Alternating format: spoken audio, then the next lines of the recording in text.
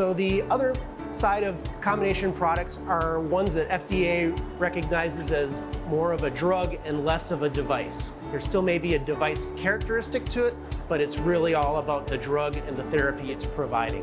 So some of the applications or examples of those would include drug delivery implants to the eye. We're working on ones that can treat glaucoma, treat diabetic macular degeneration. And so these are very, very tiny little implants that can be injected into the eye and very slowly release these therapeutic agents over a period of months. It can replace things like eye drops, and they can basically minimize the number of times you have to go to the office.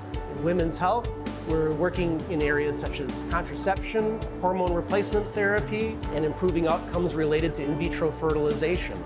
And probably one of our most exciting projects now, we've had a couple of different activities with not-for-profit organizations and large pharma companies on developing sustained release implants to reduce the possibility for HIV infection. The current therapy is a pill you have to take every day. This would be an implant that would provide that therapy for months to even years of continuous therapy and protection.